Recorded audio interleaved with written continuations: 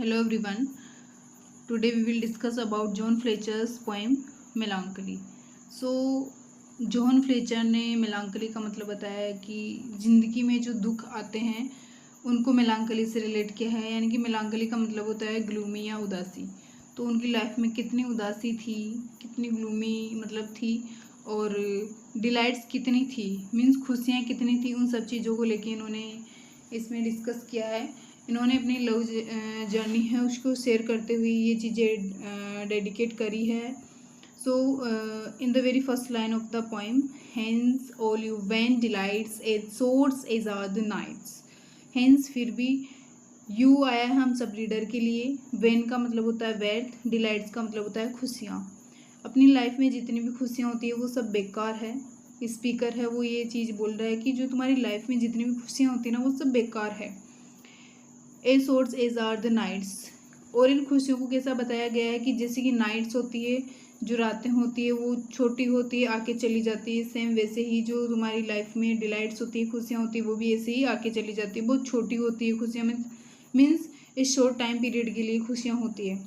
Next line में इन्होंने बोला है कि where in you spend your fully, कि इन छोटी छोटी खुशियों में ही तुम अपना जो टाइम, मीनिंगलेस टाइम, मीनिंगफुल अपना टाइम, अपना वैल्यूएबल टाइम जो स्पेंड करते हो, तुम्हारी सबसे बड़ी बेवकूफ़ी है, तुम्हारी सबसे बड़ी मूर्खता है कि तुम इन सब चीज़ों के लिए अपना टाइम वेस्ट करते हो। There is not in this life sweet, बोला है। नोट का मतलब यहाँ बताया है नथिंग, मीन्स तुम्हारी लाइफ के अंदर स्वीट जैसा कुछ भी नहीं है। स्वीट मीन्स किस चीज़ के लिए ये रेफ़र करें, यहाँ पे मेलांकली के लिए बताए गए। क्योंकि जो डिलाइट्स इन्होंने बताई है तो डिलाइट्स तो इनको बेकार बताया है, नाइट्स के जैसे सोर्स बताया है। तो बोला है कि जो मेलांकली है ना वो परमानेंटली चलने वाली है, यानी कि दुख ज़्यादा ज़िंदगी में और खुशियाँ कम होती है। तो जो मेलांकली होती है वो बहुत स्वीट होती है। तो बोला है कि स्वीट जैसी कोई चीज़ नहीं है लाइफ में। If man were wise to see it, अगर दिमाग अपनी जो इंसान है, जो लोग हैं, वो अपनी बुद्धिमत्ता के साथ इस चीज़ को देखे तो स्वीट जैसा कुछ भी नहीं है। नेक्स्ट लाइन में बोलते हैं बट ओनली मेलांकली, और कौन सी चीज़ है वो सबसे बड़ी जो स्वीट है। नेक्स्ट लाइन में बोला ना इन्होंने, तो मेलांकली है, उससे ज़्यादा स्वीट कोई चीज़ नहीं है। ओ स्वीटेस्ट मेलांकली, और मेलांकली को भी उन्होंने स्वीट नहीं बोला, स्वीटेस्ट, स्वीट से भी स्वीट बताई है इन्होंने। यानी कि बहुत प्यारी चीज़ है मेलांकली, जो दुख है ज़िंदगी में। यानी कि एक टाइम होता है जब इंसान के पास खुशियाँ बहुत कम और दुख बहुत ज़्यादा होते हैं ना, तो वो दुख ही बहुत प्यारे लगने लग जाते हैं। तो इसीलिए इन्होंने बताया कि मेलांकली जैसा स्वीट कुछ भी नहीं है। Welcome folded arms and fixed eyes, a sight that piercing mortifies. अब इन्होंने उस सीन को बताया है नेक्स्ट लाइन के अंदर, कि जब एक कोई पर्सन होता है वो बहुत ज़्यादा अपनी लव लाइफ को लेके बहुत सैड रहता है, और फिर वो अपने जो हैंड्स होते हैं, जो अपने क्या बोलते हैं, हैंड्स आर्म्स जो होते हैं उनको फोल्ड करके अपने घुटनों के ऊपर बैठ जाता है। कभी कभार देखा होगा कि हम लोग परेशान होते हैं तो ऐसे घुटनों के ऊपर अपनी हाथों को, दोनों बाहों को रखे और उसके ऊपर सिर रख के बैठ जाते हैं, या फिर कहीं पे एक जगह टकटकी लगा के देखते रहते। फिक्स्ड आइज का मतलब क्या होता है, एक जगह गेजिंग करते रहते हैं, बिल्कुल घूरते रहते हैं, एक ही जगह को देखते रहते हैं।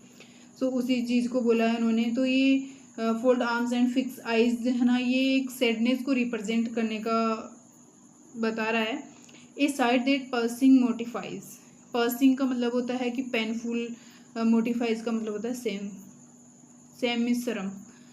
तो जब स्पीकर बोलते हैं कि जब मैं इस सीन को देखता हूँ कि कोई इंसान अपने हैंड्स को, अपनी आर्म्स को फोल्ड करके बैठा है अपने घुटनों के बल पे, और कहीं एक जगह वो टकटकी लगा के देख रहा है, तो मुझे मतलब इस सीन को देख के बहुत, ये जो बहुत पेनफुल सीन है, पर्सिंग का मतलब होता है पेनफुल, तो ये जो पेनफुल सीन है उसको देख के मुझे खुद के ऊपर घिन आ रही है, या फिर उस सीन को देख के घिन आ रही है। मोटिफाइज का मतलब होता है शर्म आना, सेम। तो मुझे शर्म आ रही है इस सीन को देख के, इस पेनफुल सीन को देख के।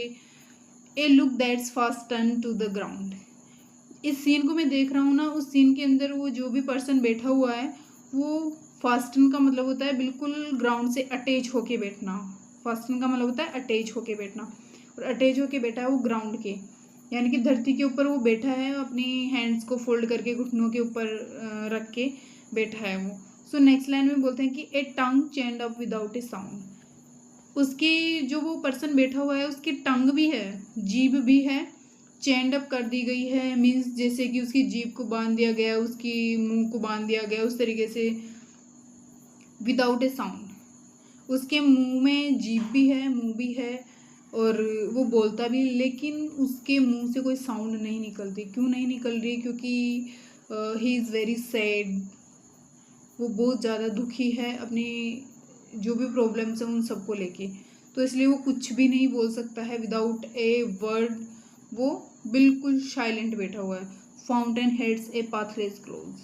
फाउंटेन हेड्स का मतलब होता है कि जैसे कि बारिश का मौसम होता है या फिर बसंत का मौसम होता है, उस टाइम पेड़ पौधे और जो छोटे छोटे प्लांट्स होते हैं बहुत ज़्यादा ग्रो कर रहे होते हैं, उनका झुंड बन जाता है। पाथलेस का मतलब होता है रास्ते को बिल्कुल गायब कर देते हैं। अगर कहीं से किसी, जैसे कि कहीं जंगल में से रास्ता होके जा रहा होता है तो उसको बिल्कुल पाथलेस कर देते हैं, कहीं पे दिखाई नहीं देता है। ग्रोव्स का मतलब होता है झुंड, जो वृक्षों के छोटे छोटे झाड़ियाँ होती हैं ना उनको ग्रोव्स बोलते हैं। तो ये सारे जो पेड़ पौधे और ग्रोव्स जो होती है झाड़ियों की झुंड, वो बिल्कुल रास्ते को ढक देते हैं, पाथलेस बन जाता है, दिखाई नहीं देता है। Places which pale patience love. Pale का मतलब होता है पीला पड़ जाना, पेशेंट का मतलब होता है इमोशंस, और लव्स का मतलब लव लाइफ को ये डेडिकेट कर ही रहे हैं स्पीकर।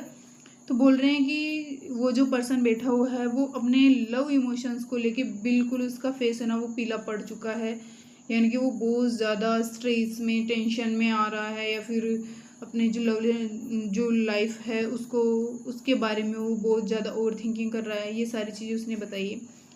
और जो बिल्कुल अकेला पर्सन होता है उसके बारे में अब नेक्स्ट लाइन में बात करी गई है। Moonlight walks when all the false are warmly housed, save bats and ऑल्स।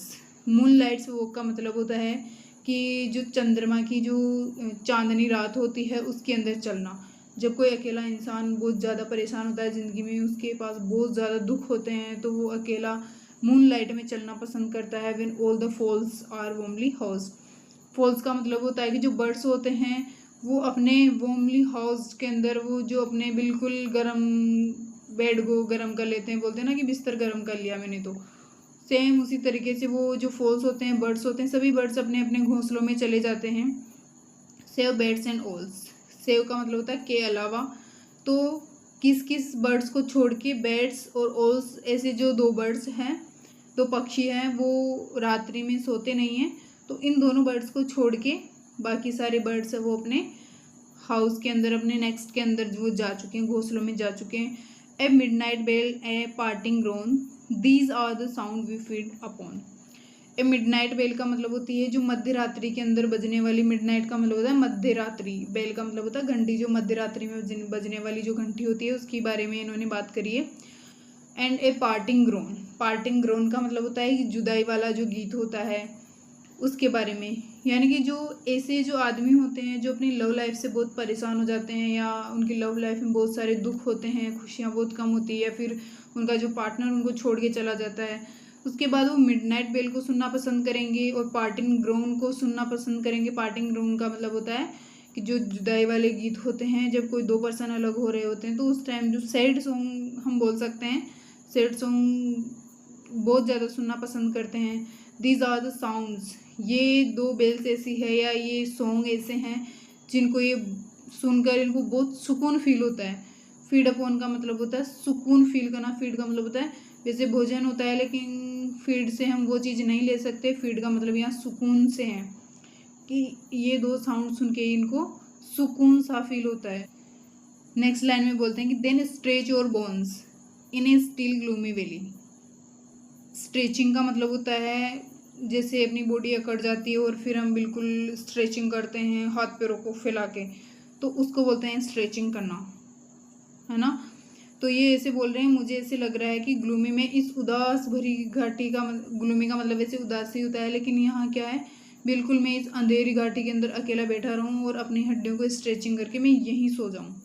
बोलते हैं ना कई बार कि बिल्कुल जब इंसान परेशान होता है अपनी लाइफ से, अपने ज़िंदगी में जब बहुत सारे दुख आ जाते हैं तो वो ऐसे कहीं उजाले में अगर वो बैठा है होता है तो उसका मन करता है कि मैं इस बल्ब को ऑफ करके यहाँ शांति से बैठ जाऊँ। फिर नेक्स्ट लाइन में इन्होंने बोला है nothing so dainty sweet is lovely melancholy. Dainty का मतलब होता है प्लीजेंट, लवली मीन्स प्यारी, मेलांकली का मतलब होता है ग्लूमी या उदास। कि इस लाइफ के अंदर जो मेलांकली है उससे ज़्यादा स्वीट प्लीजेंट कुछ भी नहीं है। मेलांकली से ज़्यादा प्यारा कोई भी नहीं है, कोई भी ऐसी चीज़ नहीं है जो मेलांकली से ज़्यादा प्यारी हो। So thank you guys watching for this video and subscribe for more videos.